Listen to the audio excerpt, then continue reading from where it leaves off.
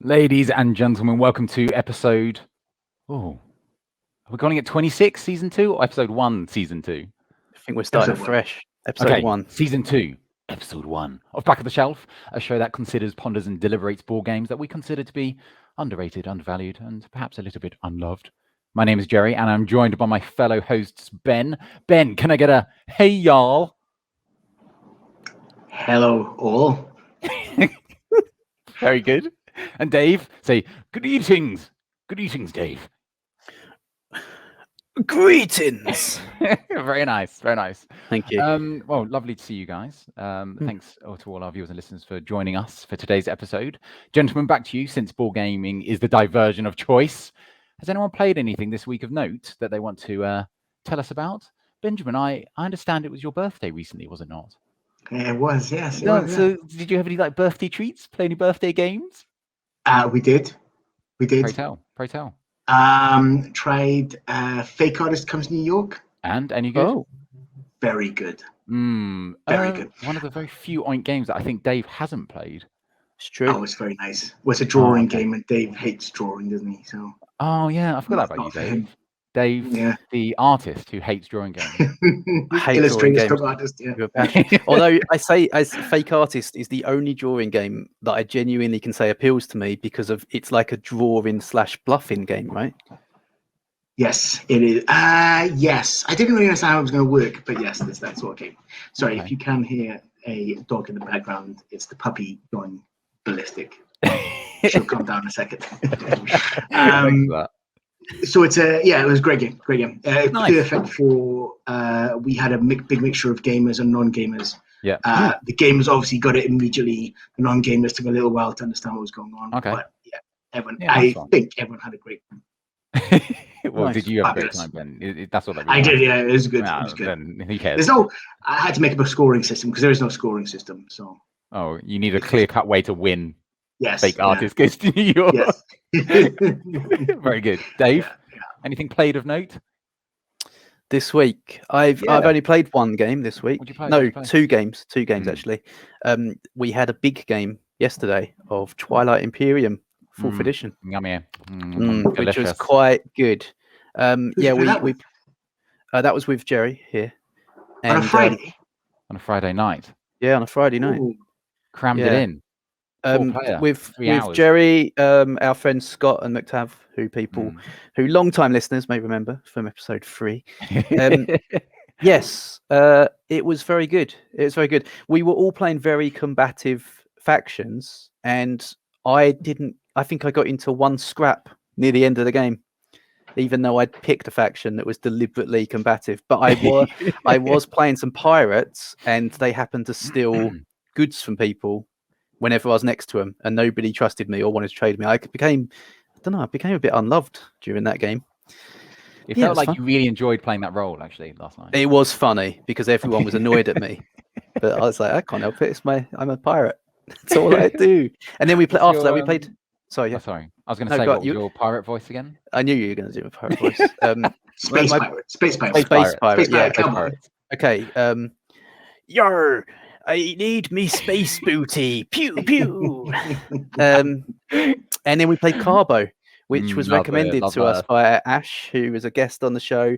And I have to say, actually, shout out to Ash. I'm sure I've shouted at Ash about 20 times now for this game, but Carbo is just fantastic. And every single episode, we'll mention Carbo and how Carbo. Good it is. It's the best. It's one of the best recommendations we've had.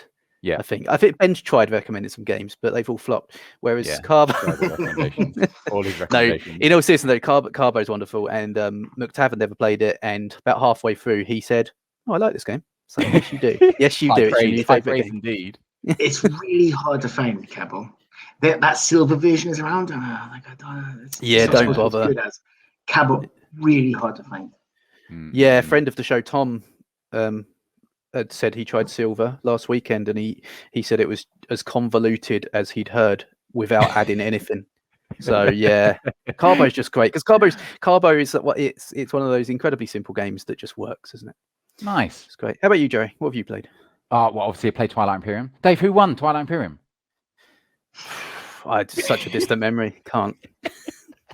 All I remember is I stole a won? lot of booty. Who won? It was you. You won. And who are you playing? Who are you playing? Les X, my net. Yeah. Very, very tough race to play. All you TI players out there, they will know. Very, very tough race to play. Very difficult. Tough for everyone else, but yeah. Sure. That was it. It's been quite a well, I was going to say slow gaming week, but actually getting Twilight Imperium to the tables, that's a bit of a mission. So I'm proud of us. It's a good game. Yeah, that was a good one. Love it. Well, hey, beautiful. So for this episode, back to Pro Forma. Chaps and I will be discussing our back of the shelf board game picks of the week, as well as having a chat about something that irks us for this show's shelf space segment. Clarification of the name, shelf space. Before we get to the nub, let's get to the fluff. Warm up with a game of, is this a starting player rule for a board game, or is this not a starting player rule for a board game? The rules are simple. I shall explain, or exclaim rather, a starting player rule. The contestants will then in turn need to tell me whether or not it is true. 1 victory point for a correct answer, of which there are 8 in total to win, I think. Glory for the victor in the afterlife. Shame and scandal for the loser. Dave, how do you feel about your chances of success for this game? As with every game, I feel like probably going to win it. Yeah. So Okay, No, I'm back on top form. well, Okay. we'll see. It was a bad time last time. Shall I roll the credits for this game? Because I know some people won't be listening to this. Sorry, they will be listening to this as a podcast, but we are doing this on YouTube as well now, and that means I get to create wonderful banners for each game that we do.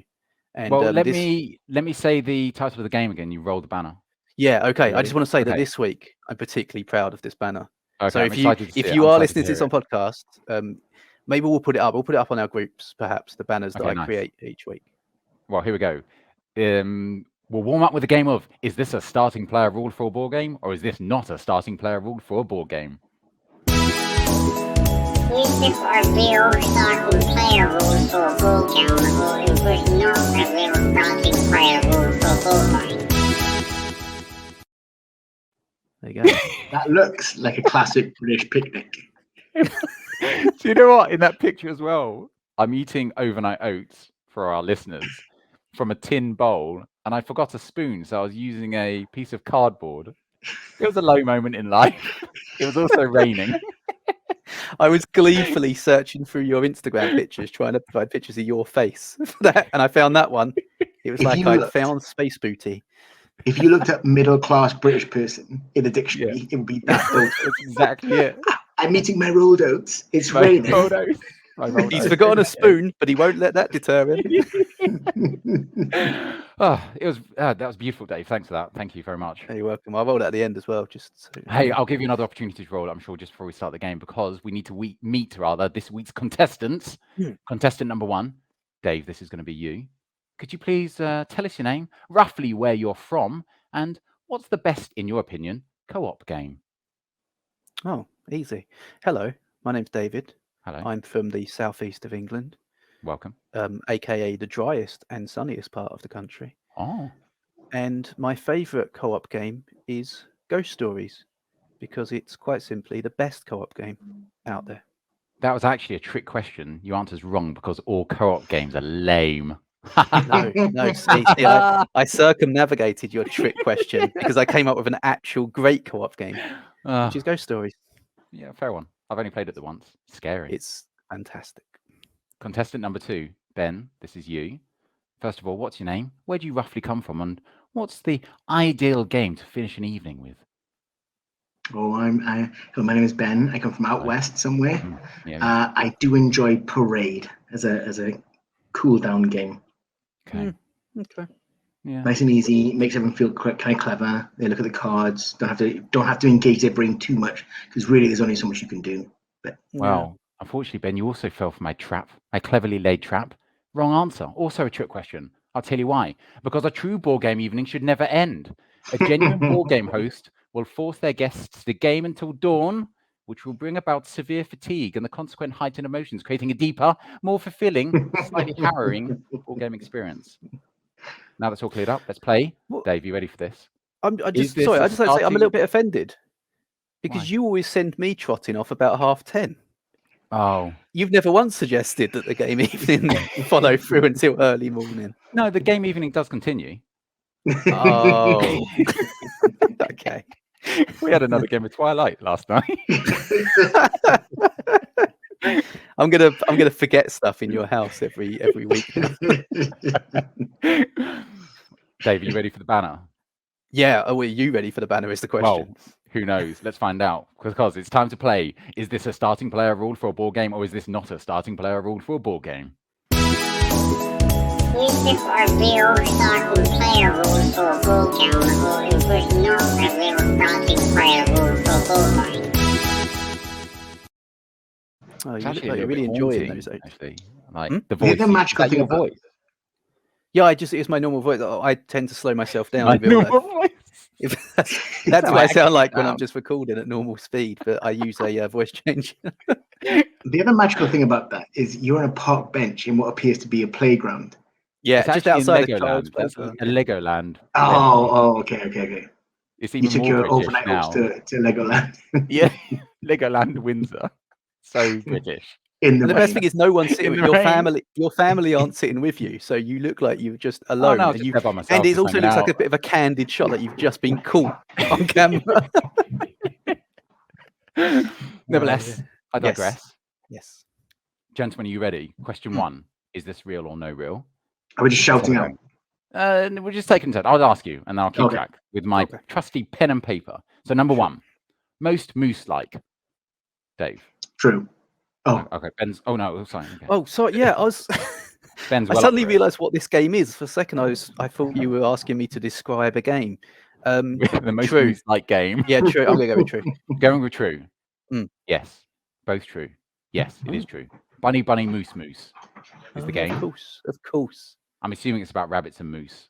I'm going to give you 1 point each. Good start. Strong. I like Is that a that. puppy I hear in the background? my God. It's a puppy. Come force of nature. What are the chances of getting your puppy on camera for YouTube viewers? Let's have a look. Gwen.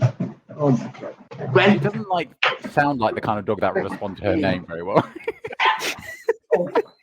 Zero. Here we go. recall. I'm expecting the wiggly blur. Oh, look at this. Oh, Gwen she's the board amazing. game puppy. She's a cute little one. Right, She's that's very it. cute. Official back of the shelf mascot. Love it. Oh Hey, my Gwen. God. The podcast listeners are really missing out. Listening out. Yeah, God. lovely. Can we? One absolute beaut. I'm happy about Sorry. that. It's made my evening. Question 2. Yeah, sorry, carry on. We talk about ball games on this Dude. podcast, don't we, sometimes? Here we go. Yeah. Question 2. Number 2. Mm. The player who has last achieved a waypoint of life. True or not? False. Dave. True. I'm going to go with true. I'll give a point to Dave. It's real. Oh, The game's Tempest. Oh, Tempest, wow. I've not heard of that. Neither that's a have I. classic. Tempest. That's That's. No, I don't know it. Never heard of it. Don't know. No idea. it's from like 2006, 2007. It was a big deal back in the day. Nice starting player role. Have you achieved any waypoints recently, Ben? Several. Every day. I record them. What would you consider a waypoint in life? I don't really know. I played Twilight Imperium last night. That's a pretty big deal. Yeah, I was going to say that was a big one. I put Yeah. a garden So bench it's- together the other day. That's quite a big waypoint. That's a Who knows? waypoint. Putting a garden mesh together is a waypoint. I did that. There yeah. you go. Waypoint. There you go. Yeah, nice one. Well, hey, number 3. The Hmm. player with the coolest thing in their pocket. True. 100%. True. True. Ben. True. Okay. I'll give you a point each. The game's Yeah, it's called got The Nacho Incident. Coolest thing in their pocket. I'm assuming it's about nachos. And an I can't see the relation there, but okay. Neither can I. Maybe they assume people carry nachos in their pockets. I don't know. Number 4. Most miserable. Like you normally do, don't you? Ye- Where else do you I've carry normally got a nachos? pizza slice down there. Cheeky little snack. Um, Post dinner. Yeah, most Most- miserable. Number 4. most visible. Most miserable. I'm going to say false because Okay. that would be very misguided. I'm going to say true, and I cannot wait to see what game starts Ben off that way. gets the point. It is true. Oh, wow. Wait, I know what Um, game it is. Go on.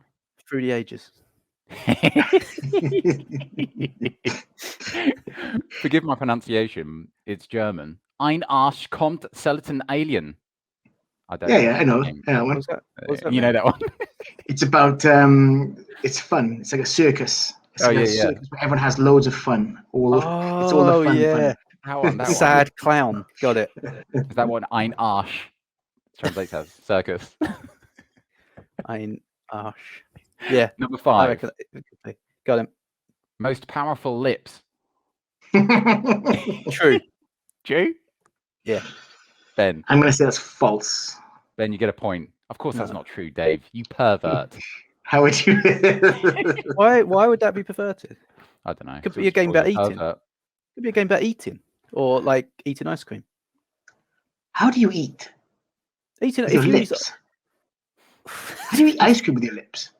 I don't honestly. I didn't think it through, but now I'm thinking. No, about tell it. us Yeah, now, you Dave. How do you eat ice cream with your lips? You do kind of eat ice cream with your lips, don't you? You don't bite it. Who bites ice cream? I So many bite ice cream. psychopaths. Yeah, where they go. Everyone So, bites ice cream. What do you do? I do not bite ice cream. I've got He very suckles sensitive ice teeth. cream. Yeah, I Do do. you like suck Yes, I do. it with your lips? This has gone sideways. You have quite powerful lips, Dave. I'd say average Average power. average strength lips. You know, the stream of ice cream that hits the back of your throat isn't all powerful. It's just medium. One day, Average. there's going to be a couple of detectives walk into a room where I am, lying there in a pool of blood, and they'll be like, "But how did the ice cream go through the back of his skull?" Yeah. Okay, Number carry on. 6. Please move on. Number Please 6. move on. Fight with each other in a leg wrestling tournament to choose a start player. False. False. False. False. No, true. Of course it's true. Game's called Godspeed. It's quite low in the rankings on BGG. Of course, it's got that start player rule. Yeah. Anyway, That's all that's holding it back. It's not. It doesn't make as much sense to me as powerful lips. number 7. I can confirm before the puppy has stopped running around. Oh, there you go. Like He's now now. lying on the sofa, literally just stopped. Is it still alive? Who knows? She's listening to our powerful lips She's discussion. listening in on the In podcast. absolute awe. Number 7. Yep. Person who last drop kicked a bear. Come on. False. Oh, Actually, no, I've changed my answer. I'm going to say true. I was going to say true. true. It's just stupid enough to be true. Ben. True or false? False. Sorry. False. False. Then you get a point. Dave, you Ah. monster. What kind I'm of not game? saying I don't say I endorse it. I'm just saying. Sounds like you did there. So I better No, say, no. we on Back on the Shelf, including Dave, in no way. I condone or thought it advise was the dropping of start bears. level to Baron Park. So forgive me. I love bears and would never drop. I couldn't drop kick anything, let alone a bear. I couldn't even pick the bear up in the first place. How am I going to drop it? Have you ever drop kicked anything? I tried drop kicking a foot. You know that. You know when you those horrible moments where a ball rolls over to your feet and there's a bunch of kids a distance off and they're going, "Come on, kick it back." Only you would start this story for that, Dave. This horrible moment. And they're like, "Come on, kick it back," and you think, "Oh God, I'm gonna have to drop kick this." And what if I miss it? Yeah, I've had those moments. So I have drop. I like kicked a how football. you, rather than just a little nudge with the foot, you go in for the drop kick. Oh man, I want to get that thing way over their heads. Even in my 30s, I still want the respect of children. It would be something out of a sitcom. The ball rolls towards you. Either you're gonna pick it up and boot it, or you just say, "No, do one." No, that is. It's No, in David's it's in the gonna IT card. I Try think. his. It's in. Oh, I'm God. pretty sure they use. It's in the IT card. They do that, and it's because we've all experienced it. Don't lie. Don't worry, boys. I'll do a kick drop over to you. Prepare yourselves. Yeah, that's it. Final question, number 8. Mm. The player who last defeated a worm in combat. Ben. I'm gonna say those worms are pretty tough. They are. They can be. Is this the junior? Alex, that's Imperial true. stuff? If you've defeated a worm, you deserve to be first player. I'm gonna say True. false. I'm not saying you don't. No, I don't endorse it. Bears. This is actually a game I do want to play. It's from Terra Below. It's a real the one that's like kind of like Tremors. Yeah. I do want to play this game, but yes, Yeah, same. true starting player rule, It looks which good, that means this week's winner is Ben. What? Back on form. Back on form. Sorry. Season 2. I was saving up for season 2. I think Wow. that leaves me with nothing else to say, but hey, thanks for playing. Is this a starting player rule for a board game, or is this not a starting player rule for a board game? Is this a real starting player rule for a board game, or is this not a real starting player rule for a board game? It's amazing. I really like that. Thank you. I had a great time making it. Well, I think it's time to move on from this nonsense. And it's time to get to our picks for this week's episode of Back of the Shelf. And I think up first is going to be Benjamin.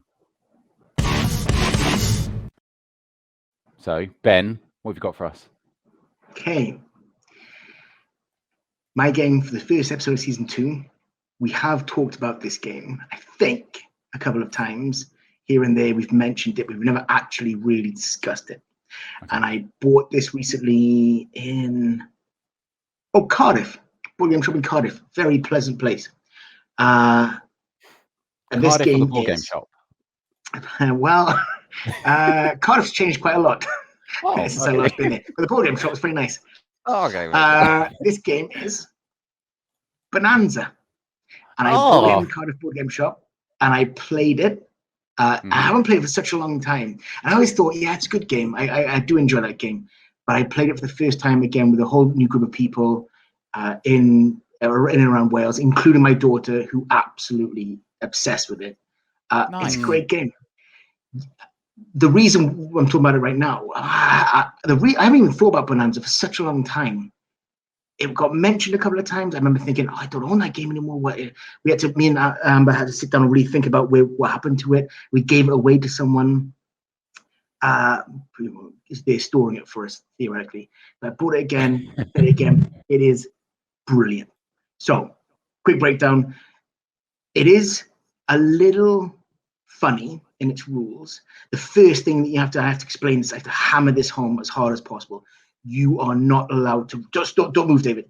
You are not allowed to rearrange those cards. Those cards have to stay the way they are in your hand because you are going to be planting that first card in your hand, and then you turn over 2 cards from the deck on your turn. First of all, you plant the bean card, turn over 2 cards, and you have to trade away. Now the game is you should know what's coming in your hand because you only have a certain number of fields, and if you can't plant the bean legally, you're going to have to get rid of the beans in your fields, and you want more beans in your fields because you then get more gold when you harvest it. So if you can't legally put it down, i.e. you can't match the card with the bean already in the field, the whole field is going, great times, everyone has a good laugh, and then you get to put your single solitary bean in the field. Weirdly simple, and yet, as an introduction to trading, it's, I would say, unmatched because there's so much trading going on. Catan is you can't play Catan without trading. Really hard to not trade in Bonanza. And I even sat here tonight talking to a couple of people and they said, well, the first game we played was so easy. We were so nice to each other. I wouldn't be that nice again. It's like, right there. You play that one time, think, oh yeah, this is quite nice. And you think the second time, yeah, there's no way I would let you do this, do that. Watching someone burn down their bean fields, they have to plant their first card it's one of those moments that everyone should experience because it is enjoyable. It's a good time. So, I like how you Bonanza. you up the ante and tell people to. Isn't it just uproot your fields as opposed to like scorching them? No, yeah. We burned it down. We burned it. I like that. I'll keep that one. So, point of interest, this is one of the first games designed by Uwe Rosenberg, who is now famous for extremely heavy, extremely complicated board games. This was one of his first. And if you speak to a certain type of people, they will say he's never done a better game than this. He went from this quite light trading bean game into very heavy, very complicated, very lengthy, big table hogging games.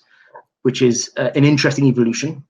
But some people will say never better than this game. Yeah. I agree. And it's also I agree with the that. reason I recommend it as well. It's really easy to find. You can find this for. I think I bought this brand new in. The reason I'm looking at it, sorry, it's here. I bought this brand new in the shop for a tenner, maybe. Sure. Nice. You can find it everywhere. Yeah. You guys played it? Yeah, I love this game. I honestly think this is probably the best card game I've ever played. Yeah, I would probably like echo that. It's phenomenal, and I think you talking about the negotiation, the trading.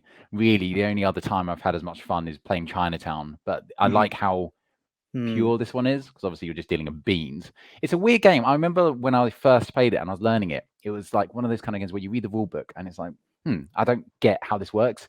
And it's not until you're actually playing the game and you start trading, because the way it's explained in the rule book seems a bit like strange. But when you're trading across the table, ridiculous fun, and just coming up with, I mean, those ridiculous combinations of beans and just asking around the table. And obviously, because you're talking about beans, I think it's quite funny to listen to when people are saying, okay, I really need a stink bean. Who wants this soybean? I'm trying to get rid of this chili bean. Who's got coffee beans? I like the atmosphere that it creates as well. A phenomenal choice. I like Bonanza a lot. Yeah, this is a probably potentially. I don't remember if it was in my top 10 last time, but it's a top 10 for me. If I redid it, it's so good. I think we have talked about it. I couldn't remember where. Isn't it? It's not an official back of the shelf pick yet, so maybe it's in the top 10s. Surprisingly, no. Yeah. It almost never gets talked about anymore. But the reason that we know it well, and the reason we know Chinatown well, when we first got into gaming, we played Catan obviously a lot. Yeah. And when we boil it down to what we enjoy the most about Catan, it is the trading and negotiation for the resources.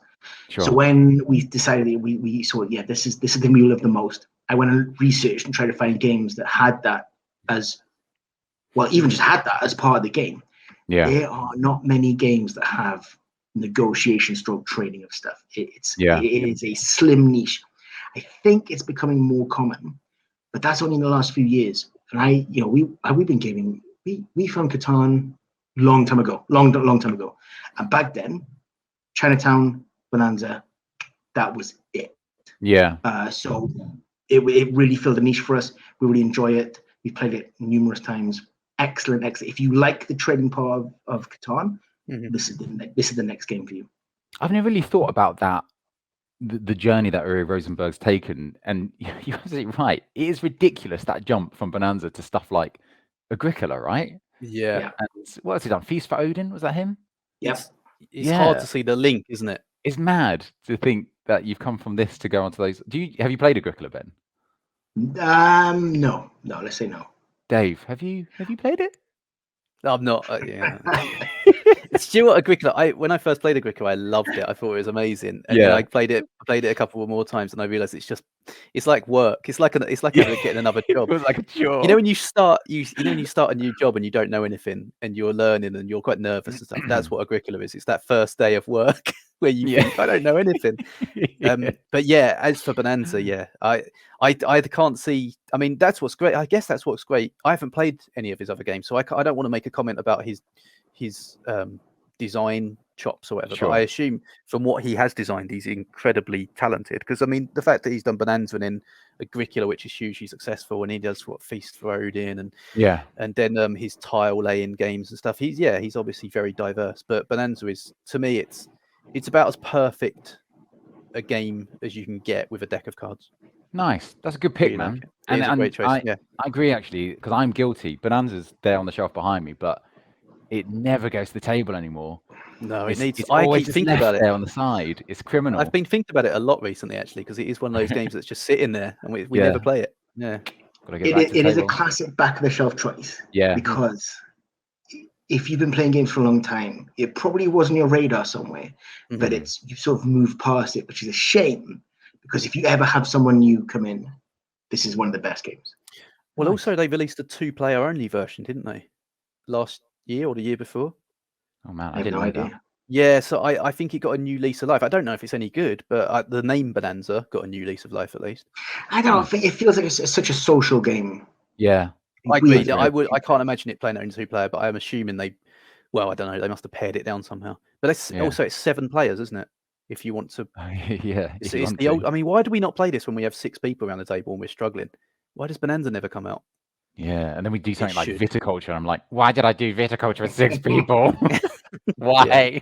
Bonanza should be the choice because Bonanza in my experience, I think we've played it with up to 5, and from 3 to 5 players, it doesn't change the length. It just makes the game. What I'm trying to say is it's always good. It's always good. If you flip over the 2 cards, you could be right around the table. If those cards you want, they're yours. You get some good trade going. Hey man, that's an awesome pick, Bonanza. Ladies and gents. I was worried one of you was going to have this before I got in there. No, getting there first, Bonanza. Good pick. Hey, check it out, ladies and gents. If you haven't played Bonanza, first of all, you're crazy. What's wrong with you? Go get a copy right now. Get it to the table. Check it out, ladies and gents. Ben's pick of the week, Bonanza. That's really good timing. Thank you.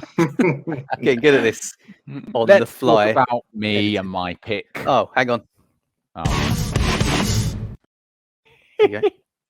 Well, for my back of the shelf pick this week, I'd like to humbly nominate this absolute corker from Academy Games, designed by Bo Beckett and Jeff Stahl. 2 to 4 players. Runs about 60 to 120 minutes. It's one of 3 games that makes up the Birth of America series. It's something that I have mentioned briefly before. It's 1754 Conquest, the French and Indian War. Is a board game in which players play as the French and British factions who fought for dominance over the Americas. Lovely and dry. History lesson. This war is also known as the French and Indian War in the United States, War of Conquest in Canada, and as part of the 7 Years' War, which was fought around the world by the European powers. So, to win in this game, each side attempts to control victory spaces. You can see them there. Oh, lovely. The little sorry.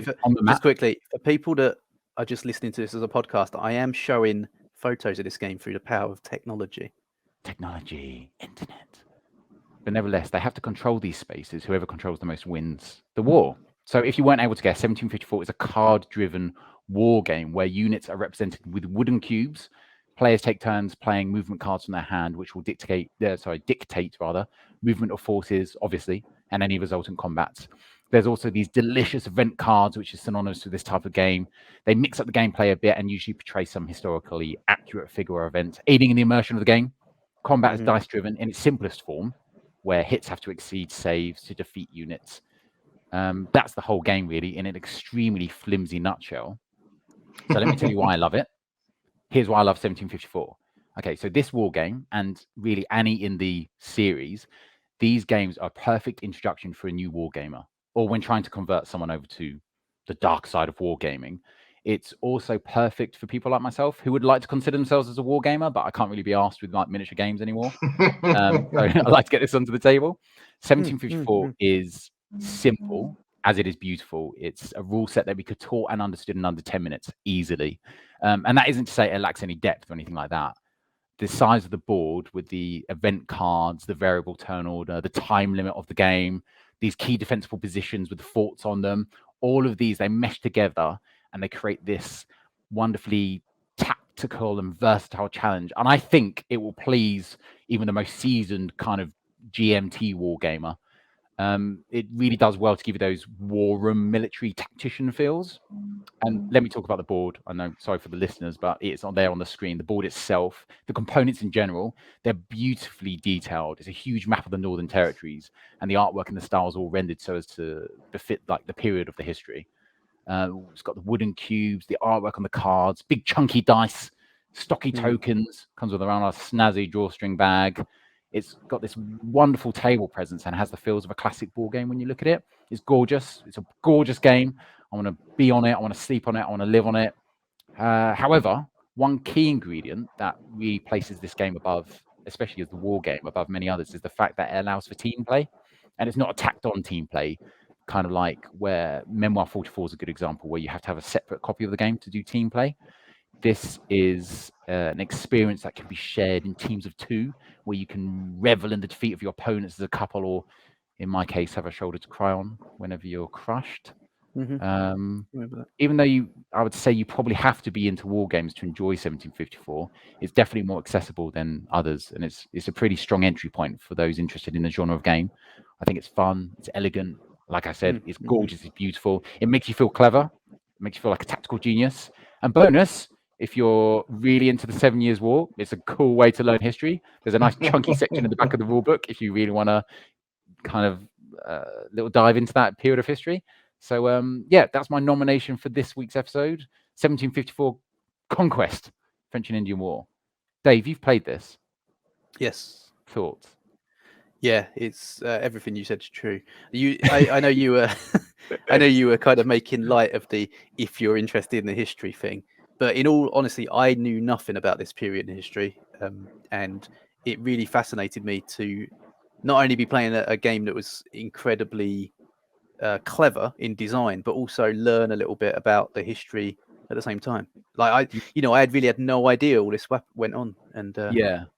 And you can probably start to nerd out when you draw those event cards and you get particular figures that you recognize, and you're like, oh my God, I got George Washington. I've heard of this person. and you can't play a game like that without becoming involved in the history a little bit. Yeah, you have to, otherwise you're not really getting anything out of it. You're just moving cubes around. Yeah, very good. And the card, like you said, card-driven combat and stuff, very clever. Oh, it's not card-driven combat, is it? But card-driven play is very clever. Yeah.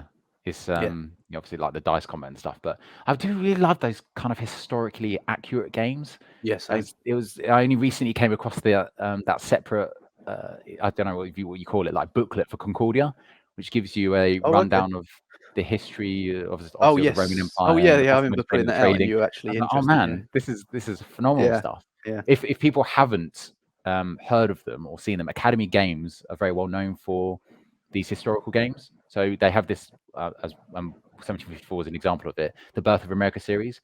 Ben, you've played one of the Birth of Europe games, haven't you? Yeah. You have. Is it? I remember you. 8? Is it? Yeah, the Vikings one. The Vikings one. I remember you asking whether you should get this. Was it 1754? Whatever it is. I was like, yeah, absolutely. Yeah. I loved 878. I remember we've talked about theme before in previous episodes.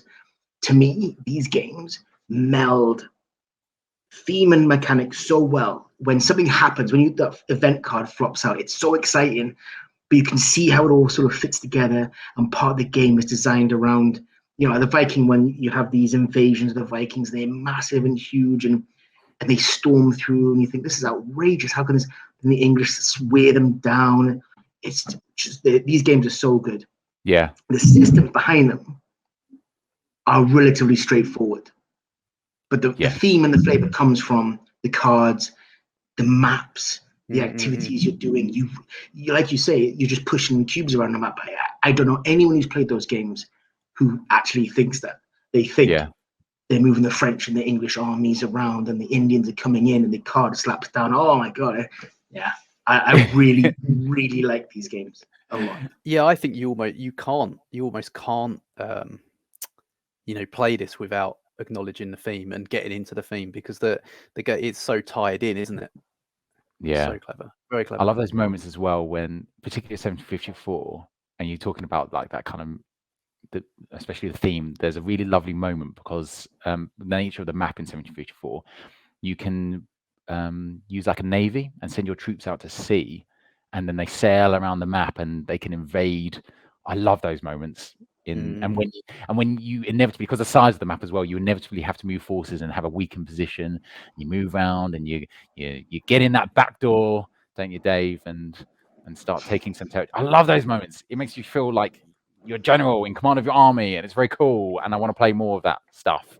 But I would like to own the other games in the series, but I understand them to be very similar in obviously mechanics and obviously with the Birth of America theme. I don't know whether it'd be worth having more. I tell you one weakness with them. You could play that game 4 or 5 times. Yeah. Quite happily, as long as you were the same people. Yeah. If you all played it 4 or 5 times together. Because if you were playing your 5th game with a new person, you know what cards are coming up, you know what to expect, and it's exciting to watch them experience the thing for the first time. Yeah. but it's not the same. Like Okay. if you go through together, and you know, if you all know then what cards are coming, you can play that game that way. Difficult to do it at different levels of experience. Yeah. That's, as far as I can see, that's the only downfall of those games. But there's Yeah. enough of them you could probably play. Yeah. You could get through, a few of them. I always think these games to me as well are always a bit special, right? It's like Sekigahara that I've got that McTav chose last season, and that's a game that will never leave my collection because it's just such a unique game. It doesn't get played much; it gets played once every 2 years, if that. But it's such a nice, So memorable. great game. When you play a team like two, I remember playing with a guy, Ben in Q8, and me and him with the Vikings. It's so funny going with each other, doing this thing. Oh, Ben, what you done? And then like pretending to plan off the one side. The stories that come out of them. They're those kind of games, aren't they? I think that's why we love Memoir so much, because Memoir's got that, but it's got the flexibility that you can play it many, many, many times. Over weeks and weeks. But these games are bigger events. But yeah, they're always memorable. Great games. So yeah, I love this game. Cool. Well then, ladies and gents, if you haven't, go check out 1754 Conquest, French and Indian War. That's my pick of the week. And I think that leaves. Well, if you don't own it. Oh yeah, if you don't own it, it's free. It's free. You have to get it from I think you have to get it from Academy Games website. Oh, do you? Oh, okay. Yeah. Price. These are hard to find. Not too sure. What about, isn't 878 Vikings? Isn't that quite? I got the impression that was everywhere. No. Oh, really? Hard to find. I've been looking for it for a long time. I want to play that. I really want to play that as well. Check out the Academy Games website, ladies and gents. Nevertheless, that's my pick of the week. I think that leaves, obviously, the best till last. Dave. Okay. Dave, what's your pick this week? My pick is a small card game that No. I like.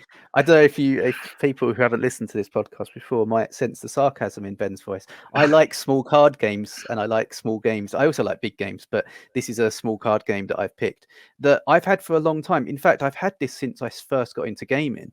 I think this was one of the very early games I picked up and didn't get played a lot for many years. And then me and Jerry got it to the table, probably before, I'm going to say pre-pandemic. And it reminded me how clever it is. It's a 2-player game, and it's Jerry loves 2-player games. So he does love 2-player games. It's a 2-player game, and it is called Gloom. And what? Have you played this, Ben? No. This does not look like up my street at all. Okay, so Gloom is it's essentially a storytelling game. And you're playing a family of 5, and each family is unique. But the thing that will grab people immediately when they see this game is that the cards themselves are clear plastic. So you're holding cards that are see-through, but they have illustrations on. And the reason for this is because you will be given a hand of cards with different effects on them. And they will have a sentence at the top, and then they'll have the effect at the bottom. And the sentence at the top will indicate that you are doing something either to your own family or to the other player's family. And actually, sorry, I just said it's a 2-player game, didn't I? It's not a 2-player game. It's actually up to 4 people, but we've only ever really played it 2-player. So yeah. Anyway, let me go over this. So you're playing as a family, and the theme of the game is very macabre. You're trying to kill off your family before other players kill off their families, and it's very Addams Family-esque. It's got that. If you've ever seen the original artwork of Addams Family, it's very inspired by that, and quite deliberately. So what you're trying to do is kill off your family, but you're not just simply playing a card and getting the effect. You're telling a story at the same time. So as you lay a card down, it will have a little sentence, as I said, and you will try and fit that into the story of your family as you're playing the cards down to justify playing that card. So you might have a card that says fell into a well, for example, and you try and put that into the story of your family. So you say, the the master was walking along, reading a newspaper, wasn't paying attention, fell into a well, something like that. Just something incredibly simple. And what that card will do is give you a negative points amount. And so you lay it on top of your family member, and as it's see-through, it will have what happened. It will have a negative points value, and that's it. And that player is, or that family member's worth negative points. As you go along the game, you'll be trying to lay as many negative points as you can before you get these death cards. And the death cards, once you've played them on top of a family member, that family member is dead, they're out, and they're worth the amount of negative points that they had on them before you killed them. Now, the twist to this is you also get positive effects, like suddenly came into wealth, for example, and it will have a number on it, a positive number. And so you play positive cards on your opponent's family members in order to negate the negative effects on their family members, because when they get killed off, you want them to be worth a lot more points than your family members were when they died. So you're trying to tell a story about your family, but you're trying to affect your opponent's families because you want to try and kill them off with positive numbers and you want to kill off your family with negative numbers. It's a very unique concept. It's very strange. It's quite macabre, but the theme is kind of alleviated somewhat with the art, which I'm showing at the moment for people that are watching on YouTube. But it's very cartoony and very sort of funny kind of artwork. It's not really like offensive and gonna really offend anyone or upset anyone. But yeah, it's just unique. It's a very clever game, and This is not how this game was described to me when really? someone, I remember it was a long time ago when Gloom was quite a big deal. I think I went to a shop and they said, "Oh, this is a really good game." They described it as some sort of storytelling, role-playing game. Yeah, that was weird. I think that's back in the day when we were playing quite Euro-y type games. I don't want anything to do with that. That's not my jam. That sounds great.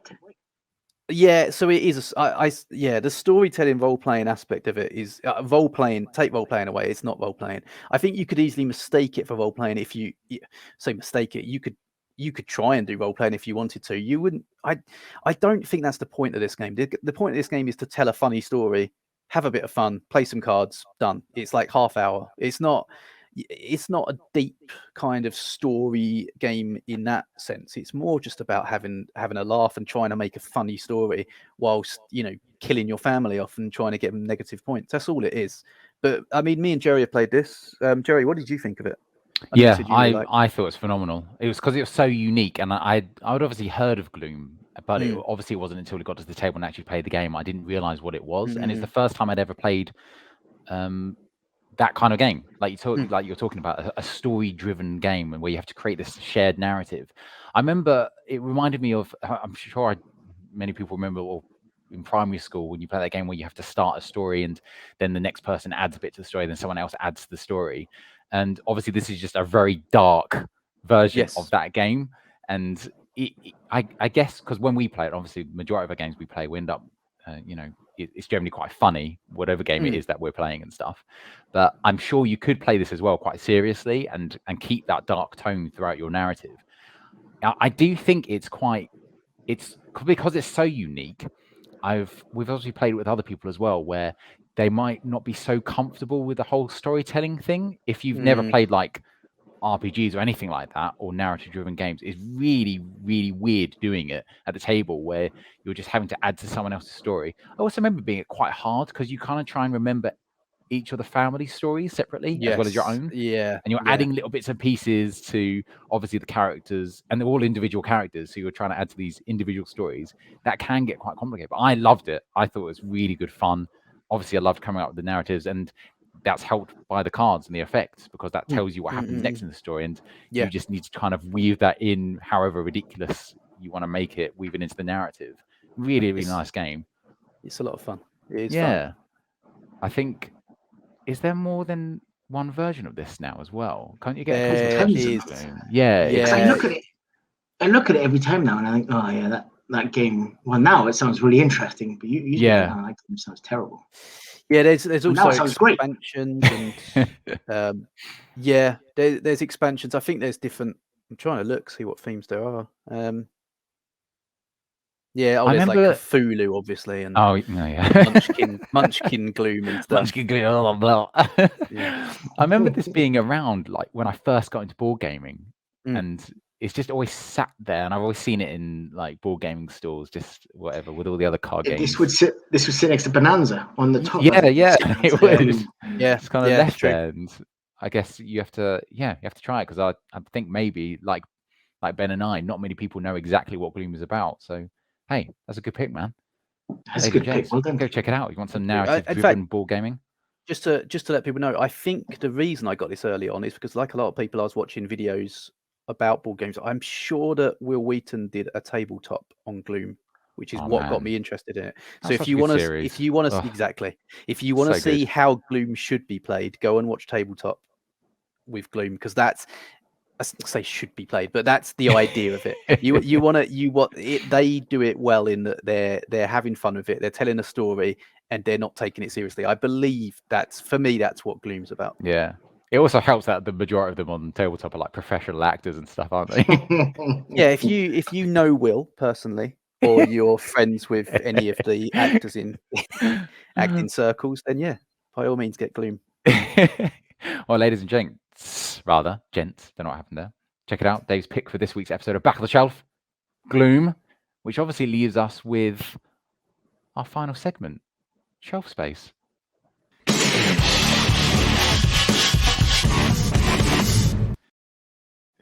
Wow. Made that banner myself as well. It's really nice. For those Yeah, listeners, it's lovely. we'll share it on our social media, I'm sure. Thanks for that, Dave. I'll probably change it every week. I'm having a great time making those. So, episode 1 of season 2. Ben, stepping up to the plate, what have you got for us for Shelf Space? I've got a big one. Okay. It's big. And I ran it past oh, no, Amber. She thought I was should going to be do it, but it was a cheap, I it was a stopped cheap as well. joke. So, so lame. Sorry. Okay. I ran past Amber. She said, "No, this is not suitable." Oh, oh my god, Massive. I'm looking forward to this Really? one. Let me paint you a picture. okay. You're playing a card game. Yep. You get dealt a hand of cards. Mm. You raise those cards to look at them. Mm-hmm. You slide them open like a normal human being. Which way do you slide? Left or right? I go to the right. I think. Left. Imagine your dismay when you slide the cards open and there are no numbers in the top corner of the cards for you to see, This is a good which one. means you have to slide them the other way. This is a good one. Oh boy. This is This is powerful. This is the most controversial one we've ever had. and Amber actually said, if you say this, you need to have examples. I'm like, I don't have any examples of this, because any game that makes me do that, I'm instantly done. Like, nope, that's an instant. You're out. Got an The example? only one I have to go and root through it. Okay. Is Condottiere. I love Condottiere so much. I Okay. will actually tolerate the numbers being in the wrong corner. But otherwise, no game has it. I get rid of all of them. If a game Drafting does games. not have, why not have numbers in both corners? It's What? Well, what about, baffling. sorry to interrupt, but what about drafting games like Seven Wonders? They only have them in the top left-hand corner. That's fine for me, because I like that's how I slide my cards. Oh, Yeah, that is how I slide my cards. I'm having to really think about this. I'm holding an thinking. I imaginary honestly hand of think. cards. I have. So you're saying you have the right card on top, and the leftmost card is on the bottom. Yes. I do. That's how I slide I'm my thinking I cards. have it the other way around. But then again, maybe I'm thinking. I don't know if I do, because I hand. Yeah, I don't know, mate. Maybe I don't. Okay, I look. think after you I've got play a my lot of copy of board games- Bonanza here. Yes. It's like this. Okay. Yeah, Turn the so cards she around. flags So have the they right. got? I can't remember. If Okay, they got. so it's like, oh yeah, so like you can see the bean like that. So that's Yeah, how I she hold my selects the hand right. card. Yeah, and notice Bonanza has beans in both corners. Of course Classic they do. design They're not choice. Excellent. mad. Condottiere has it in the. I'm still. It actually makes me. So if I slide my cards, so I hold my cards. Apologies to everyone not watching. this. It's really thrilling listening. Oh no! I saw my cards. Hey, hang on. Like, Ben picks No up numbers. his card. brutal. Ben shows his cards to the camera. I He looks actually mad. don't have any games that have cards like that, because I instantly get rid of them. Yeah, I agree. I always think if you're making a card game where you can print on all four corners because there's nothing else in the other corner, why wouldn't you? Yeah, Why wouldn't you? Yeah. madness. It's so bizarre, and yet it's an instant. I do it. I see it. It gives me this visceral response at my core. Like, I'm just done with this game. I don't care about the game anymore. It's just finished right now. It's done. I'm selling it. It's gone. Just so bizarre. So bizarre. I'm Dave, I sorry. think I'm getting you're emotional. Starting weeping. I think Dave was the first time Dave taught me this, where I think it's the first time I'd seen someone hold or fan out the cards horizontally. So I'm going to set the Classic. camera like this. Oh my God! What is that? I do What that in games do you Biblios. do that in, Biblios. Dave? Biblios. Is it Biblios? It has to be. I can't Biblios, handle give me- Biblios in any way. Because I've never seen someone hold a hand of cards where they're horizontal stacked on top of each other. But hey, that would solve your problem, Ben. Maybe it's just the way you're holding the cards. Maybe I'm just not a pervert. There you go. For our YouTube watchers, I've put the question on the bottom. Comment below with your There you go, opinions on yeah. this, because this is a good one. I agree. I don't understand why you would only print one side if you don't have to. I think Six Nymph has the numbers in every corner as well as in the Yes, middle it of the does. card, doesn't it? I went Which is through. great. I went through about 15, 20 games thinking, I know this bothers me so much. I went through all my card games. I can't find any game that has it because I get rid of the game if it has that. That's why your Right. puppy's going crazy. Yeah. It's just there's cards all over the floor. Yeah. Throwing Dog's not getting boxes. walked. It must 6 be hours of research. I don't own a game that has that. I have a whole 2 stack of. I got 2 Calyxes, 2x4 Calyxes. There's a whole side of it on the right hand side, which I haven't played yet. I know if any of those games have only one corner printing and the one corner, out, done. Yeah, fair. So normal regular playing cards, since the dawn of time, have always had every corner printed in, right? Oh no, they Yes. don't, do they? Oh well, I don't own either. Don't. They have the top left. All of mine do. Yeah, so I'm just looking up regular cards. So regular cards have. Oh no, some do. Oh, it's confusing. Okay, so some do and some don't. But I it have seems some. like- I do. I do like collecting funny playing cards. There's a company. They produce really nice playing cards. You're the only They all ones with have nudie 4 ladies. corners. 1, 2, 3. Here's Daphne from Crete. That came far too quickly into your brain to not be true. It's always in the Greek resorts, and you always find the luscious ladies on the playing cards. Is it? Okay. Okay. Right. I don't own any cards that do the wrong way. Can't No, be it's done. weird. There you have it, ladies and gents. Printing your numbers on, I guess, all the corners. That's what we're demanding here on Back of the Icons Shelf. or just whatever, yeah. Which is the top 2. Stop the I madness. don't care about the bottom corners. It's the top 2. That's all we're asking. It's not much. Wow. Because everyone NFL. arranges their cards the right way up, right? Yeah. I guess Correct. if you're left-handed, are we all right-handed here? Yes. I believe we are. Yeah. So if I don't know, maybe if you're left-handed, do you hold them the other way? Well, hey, get in contact with And the show. also, Let us know. actually, being completely serious, in this country, but in the West, we read from right to left, right? I mean, what about countries that read from left to right? Do they hold cards differently? Oh my God, I don't know. We read from left to right. You mean from Sorry, right to did I left? say right to left? I meant left. I don't know. It's because I was thinking here to here. Oh my God, yeah, that's embarrassing. So from- countries from that the read left from to right right. to left. Oh my goodness. Yeah, we read. Let me re-edit that bit. Hang on a second. Should we just stop? Oh, there's the way. 1 second. So we read from left to right in this country. Do you think countries that blah blah blah blah blah blah? There's no stopping this, Gerald. This is gonna go. On that note, yeah, Ben's nomination for this week's shelf space. What, It's massive. What would you call it? What would you call it? The massive printing numbers in the corners. The of cards. massive printing controversy. Number Printing printing controversy controversy. of cards. Now, I never do this when I edit the regular audio podcast, but Right. because we're doing this visually, I just think I'll add this.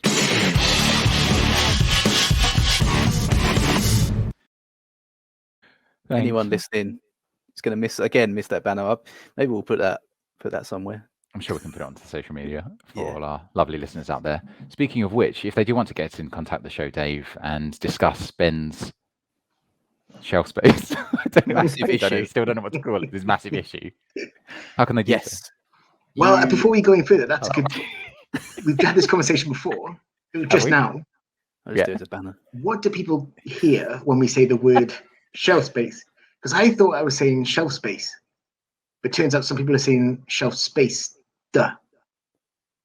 So what are we saying? Shelf space? Yeah.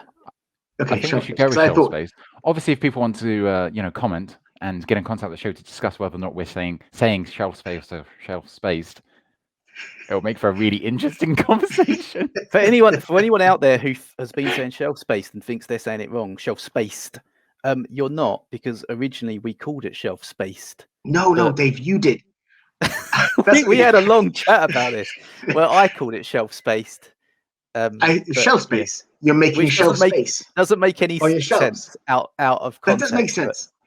You move Shelf games off. space makes to sense. make Shelf shelf spaced space. does not. No, but I called it No, shelf. that's right. Yeah, no, wait, You're but wait, making wait. no Let me sense. explain my shelf spaced. I said shelf spaced originally because I said it's like when you put someone in the airlock of a spaceship and you space them, they've been spaced. Therefore, we're getting rid of something. The reason I said that, and I said this to you before the show, I think it's because I was watching The Expanse at the time, and I was very into the idea, but I was very much enjoying in the show when they want to get rid of people, they were spaced from the airlock. There you go. God, I sound like a fucking lunatic. What else? What else you into, David? Well, apart from space, I'm watching a show about a serial killer at the moment, and Oh, now what are you into? Oh, that was Right. lovely. A little So behind the cool, scenes and- there, back of the shelf. Thanks, for that, Dave. it's shelf space without a D. Okay, shelf But space. If you were saying spaced, we were also saying spaced for some time. Nevertheless, for our Games he wasn't. listeners, Dave, if they want to get in Yeah. contact with the show to discuss whether or not we should call it shelf space or shelf spaced, how could they go about doing it? Well, don't waste your time with that one. But if you want to get in contact with us Or for any any of other it. reason, you can find us on Instagram at back.of.shelf. You can find us on Facebook, where we have a page under Back of the Shelf Podcast. You can find us on Board Game Geek, where we have a guild number 3879, Back of the Shelf Podcast. Mm. You can also follow us on. No, that's it, isn't it? That's all of it. Oh, and you can also, sorry, I knew there was something else. If you like the show and you'd like to get in touch with us, you can email us at backoftheshelfpodcast@gmail.com. And you can also support the show financially at coffee.com, Back of the Shelf Podcast. Nice. Did you mention YouTube? Thanks. We're also on YouTube. Ah, Which, ironically, the one I forgot is the one we're on right now. We're also on YouTube here, Back of the here Shelf on Podcast. YouTube. Okay, lovely. YouTube. Thanks, for that, Dave. 1 million Wonderfully tied it subscribers up. and counting. Up and up. Well, ladies and gents, I think that concludes this week's episode of Back of the Shelf. Go check it out. Our picks of the week: Bonanza, 1754 Conquest, and of course, Gloom. I don't think that leaves anything else to say, but, well, goodbye from me. Goodbye from me. And goodbye from me.